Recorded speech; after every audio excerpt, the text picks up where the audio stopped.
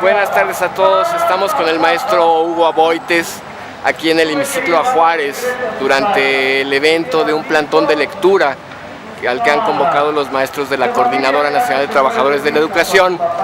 Me encontré con el doctor y le compartí la preocupación de no encontrar mucho material en la red, ¿no?, que directamente por parte de quienes están haciendo estas observaciones tan puntuales, ¿no?, y proposiciones tan puntuales, pues nos pudieran compartir qué elementos son los que el ciudadano tendría que valorar para hacer un juicio, digamos, bueno, juicio en el mejor sentido de la expresión, perdón, una valoración pues de la situación de la educación, de lo que hay que reformar, de cómo hay que mejorar las cosas. ¿Qué nos podría decir, maestro? Bueno, yo creo que lo principal sería decir que ya se puede decir con toda claridad que esta reforma no va a mejorar las escuelas del país.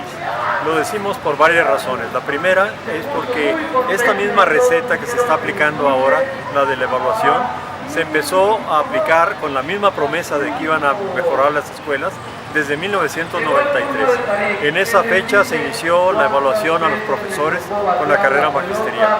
Después de más de 20 años, no ha mejorado las escuelas ni la formación de los maestros con esta evaluación.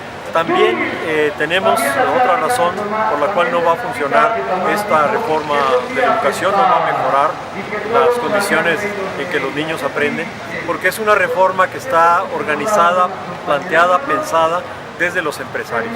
Y los empresarios, sin ánimo de ofender, no son muy buenos maestros.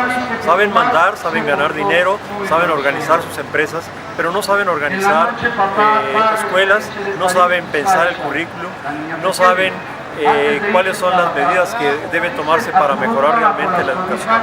Los maestros, los que están frente al grupo, sí tienen mucha más idea de cuáles son las necesidades de los niños, porque están directamente hablando con ellos, porque conocen a los papás, porque saben si Juanito desayunó o no desayunó, si Juanito tiene o no cuaderno, si está o no entendiendo, qué partes se le dificultan. Por esa razón, nosotros que somos maestros pensamos que esta reforma organizada por los empresarios, por la Organización para la Cooperación y el Desarrollo Económicos, pues no va a funcionar, no va a dar los frutos que se quieren por estas dos grandes razones. Maestro, he escuchado algunos comentarios de gente en la calle, incluso de amistades, ¿no?, que me dicen, oye, yo he tratado de informarme y he leído los artículos que se modificaron o que se propusieron, se agregaron, y no encuentro nada que al leerlos, ¿no?, me haga pensar que están mal. ¿Qué podría decírsele a esta gente sobre eso? Bueno, que lea, por ejemplo, el artículo 75 de la Ley General de Servicio Profesional Docente, que dice que la autoridad la autoridad que considere que un maestro está incurriendo en una falta puede organizarle un proceso de sanción, sin que se especifique cuáles son las causales por las cuales se podría sancionar a un maestro. Es decir, que estamos ante un artículo que le da la autoridad discrecional al funcionario para sancionar a los maestros, para abrirles proceso de juicio a los maestros. Y esto evidentemente es muy agresivo para los maestros, esto los coloca en una situación de enorme desventaja, y lo peor de todo es que redunda en una mala educación, porque un maestro que está atemorizado, está pensando cuidarse y no buscando los mecanismos para educar mejor, es un maestro que no está rindiendo todo lo que puede rendir para ofrecerle una educación a los niños. Hay que leer también el artículo 53 de la misma ley, que dice que a la tercera evaluación las personas, los maestros, serán quitados, serán expulsados del salón de clases, serán enviados a una actividad que no es docente sino administrativa. También ahí se plantea la posible separación del servicio de los maestros. Entonces sí hay artículos en la ley que son sumamente agresivos en contra de los profesores, que violentan las garantías del trabajo que da el artículo 123, porque estas condiciones de evaluación, de despido, de sanción, solo se están planteando para los maestros de educación básica, los maestros de educación media superior, los maestros de preescolar, pero no para los demás trabajadores al servicio del Estado. Maestro, ¿es válido hablar al tener la preocupación sobre la evaluación del sistema educativo? ¿Es válido hablar de calidad? Es un término que nos permite entender lo que pasa en el proceso educativo. Bueno, una característica del término calidad es que todo el mundo tiene una definición distinta de qué es calidad. Todo el mundo se imagina algo que es distinto. Hemos encontrado en la Ley General de Educación modificada, en la ley del Instituto Nacional para la Evaluación de la Educación y en la modificación al tercero constitucional, hemos encontrado hasta 4 definiciones distintas de lo que es calidad. Y cuando el referente para definir si una escuela, un maestro o un alumno es o no de calidad, cuando el referente no es claro, cuando puede haber 4 o 5 referentes, pues entonces no tenemos una manera de evaluar si una persona es o no de calidad.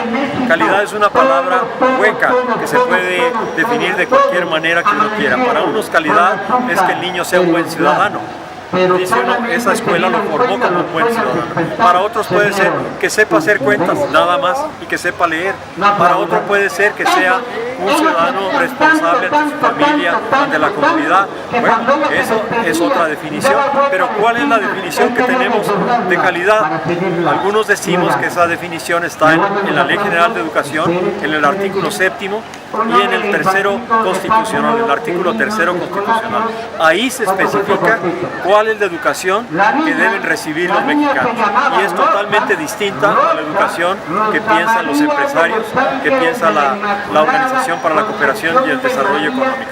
Ya tenemos claro en México qué queremos para educar a nuestros niños, a nuestros jóvenes.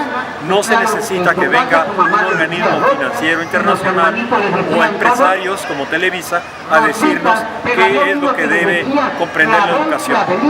Maestro, ¿qué nos va como país con esta reforma educativa? El sonido es terrible. Es buen sonido y lo voy a poder ¿Qué nos va? filtrar. ¿Qué nos va? Sí, ¿qué conlleva esta reforma educativa para trae consigo un empobrecimiento tremendo de la educación del país. En 1920, 1930 surgió una reforma educativa importantísima. Y fue importante, fue trascendental, porque en esa reforma los maestros creían a profundidad, se comprometieron con ella, pensaron que era lo mejor para el pueblo. Y en este caso, de esta reforma, nace sin ningún apoyo. Los maestros no están de acuerdo, los maestros están protestando, y eso significa que va a ser una reforma que va a naufragar, no va a tener frutos, no solo porque es una reforma mal pensada, mal implementada, una reforma que se hizo sin diagnóstico, sin consultar a los especialistas, sin consultar a los maestros, sin consultar a la población, a los padres de familia, a los estudiantes, sino porque además los mismos encargados de educar no creen en ella. Eso es fundamental. Maestro, muchas gracias, qué amable. Hasta luego.